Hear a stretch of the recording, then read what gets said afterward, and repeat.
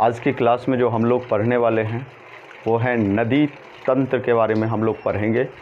भारत की नदियों से रिलेटेड जो हैं वो इस क्लास में हम लोग कवर करने वाले हैं। तो चलिए हम शुरू करते हैं। देखिए, भारत का जो अपवाह तंत्र है, जो ड्रेन सिस्टम है, वो दो भागों में बांटा है, दो वर्गों में। एक आपका हिमालयी जो अपवाह तंत्र है वो, और दूसरा है प्रायद्वीपीय अपवाह तंत्र वो। तो दो भागों में बांटा है। पहले समझ लीजिए कि हिमालयी वाला, तो हिमालयी वाला जो है वो तीन भाग में बांट करके हम लोग पढ़ने वाले हैं। ऊपर वाला देख रहे हैं आप, सिंध अपवाह तंत्र, दूसरा आपका गंगा और तीसरा आपका ब्रह्मपुत्र। तो इसमें जो है वो सारे आपको, जैसे कि सिंध में हम लोगों को पढ़ना है आपको सिंधु नदी के बारे में, उसके बाद झेलम, उसके बाद चेनाब, रावी, ब्यास, इन सब नदियों के बारे में हमको पढ़ना है। गंगा में आपको गंगा और उनके सहायक जो भी नदियां होंगे उसके बारे में। उसके बाद इधर जो है वो ब्रह्मपुत्र के जो भी सहायक नदियां होंगे उसके बारे में हम लोग पढ़ेंगे। अब एक देखिए, प्रायद्वीपीय जो अपवाह तंत्र है, प्रायद्वीपीय जो नदियां हैं उनके बारे में हम लोग पढ़ेंगे, जिसमें आपका नर्मदा आ गया, ताप्ती हो गया, महानदी हो गया, कृष्णा हो गया, कावेरी हो गया, गोदावरी हो गया। ये सभी नदियों के बारे में हम लोग प्रायद्वीपीय जो अपवाह तंत्र है उसमें हम लोग पढ़ने वाले हैं। तो चलिए हम स्टार्ट करते हैं और सबसे पहले जो है वो सिंधु नदी के बारे में पढ़ते हैं। सिंधु नदी के बारे में हम लोग पढ़ेंगे, थोड़ा देखेंगे यहाँ पे। सबसे पहले देखिए, सिंधु नदी ये है, ये सबसे बड़ा वाला, ये देख रहे होंगे। तो सिंधु नदी जो है वो मानसरोवर झील, ये तिब्बत वाला पार्ट है, तिब्बत के मानसरोवर झील से निकलती है और भारत में लद्दाख से होते हुए ये आपको पाकिस्तान जाती है। पाकिस्तान के बाद ये अरब सागर में जाके गिरता है, ठीक है। तो इसमें आपका हो गया भारत, चीन, और भारत से होकर गुजरती है, भारत, चीन और पाकिस्तान से होकर गुजरती है। और साथ ही साथ ये मानसरोवर झील जो तिब्बत वाला पार्ट में है, वहाँ से निकल करके ये पाकिस्तान के लद्दाख होते हुए, लद्दाख भारत में जो प्रवेश करती है उस जगह का नाम है दमचोक, वहाँ से घुसती है। उसके बाद आपको पाकिस्तान जाती है, ये पाकिस्तान वाला पार्ट है, ठीक है। पाकिस्तान में दमचोक नाम क्या है, दद्रिस्तान, क्या नाम है, दद्रिस्तान में जाती हुई फिर यह अरब सागर में जाकर के यह गिर जाती है। ये अरब सागर हो गया, इधर बंगाल की खाड़ी। तो इसके 5 प्रमुख, ये गिरने से पहले इसमें 5 प्रमुख जो नदी जो है वो उसमें मिल जाते हैं। सहायक नदी क्या करते हैं कि जो मेन नदी होता है उसमें पानी जाता है और वो नदी जाकर के फिर सागर से जाकर मिलती है। तो इसके साथ इसे गिरने से पहले, अरब सागर गिरने से पहले कौन कौन से 5 नदियां जो हैं इसमें सहायक नदी हैं, इन सब के बारे में हम लोग जानकारी प्राप्त करेंगे। सबसे पहला है चेनाब, और ध्यान रखिए चेनाब, ये देखिए चेनाब नदी देखिए, ये चेनाब नदी के बारे में हमको सबसे पहले जानकारी प्राप्ति करना है। और चेनाब जो है वो सिंधु नदी का सबसे बड़ा सहायक नदी है, याद रखिएगा, बहुत सारे एग्जामिनेशन में पूछा जाएगा। तो सिंधु नदी की सबसे बड़ी जो सहायक नदी है वो कौन सा है, चेनाब है।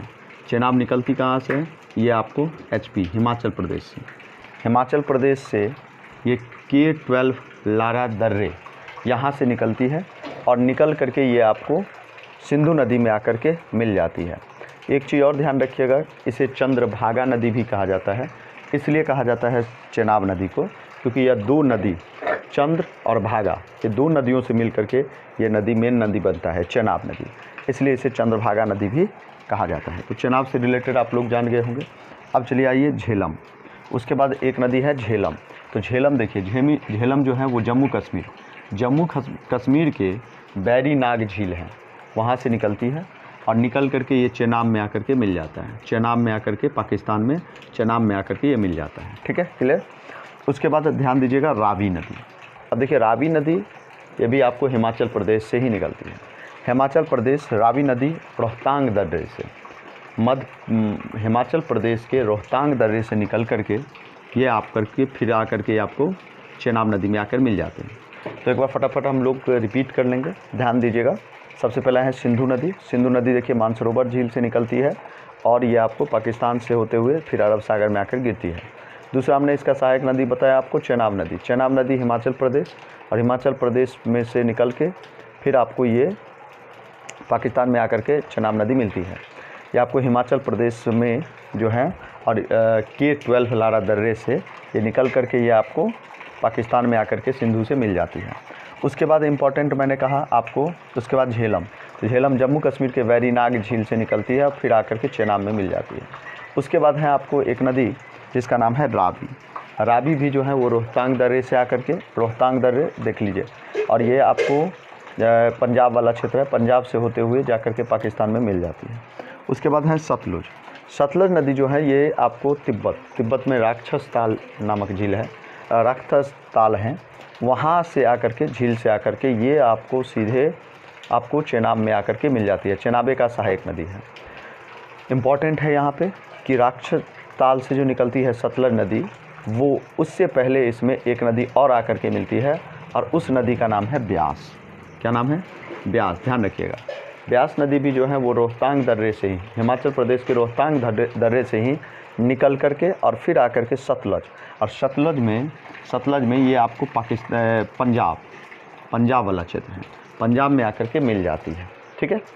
एक इम्पॉर्टेंट है कि यहाँ पे जहाँ पे सतलुज और ब्यास दोनों मिलता है, वहीं से क्या होता है कि इधर राजस्थान है, तो राजस्थान में उस समय इंदिरा गांधी जो है वो प्रधानमंत्री थे, और इंदिरा गांधी ने एक नहर बनाया, क्योंकि आपको पता होगा कि राजस्थान जो है वो वहाँ पे पानी बहुत कम होता है, तो राजस्थान के लिए उन्होंने एक नहर जो है वो खींचा, नहर बनाए थे, और जो सबसे बड़ा नहर जो है वो है, ठीक है, और इसकी लंबाई 470 किलोमीटर है, और जिससे पंजाब और जो राजस्थान वाला क्षेत्र है उस सिंचाई के लिए इसका उपयोग करते हैं। ठीक है, ध्यान रखिएगा। एक इम्पॉर्टेंट, ये सारी चीज़ें मैंने आपको कवर करवा दिया। एक इम्पॉर्टेंट टॉपिक है कि सिंधु समझौता कब हुआ था? 1960 में।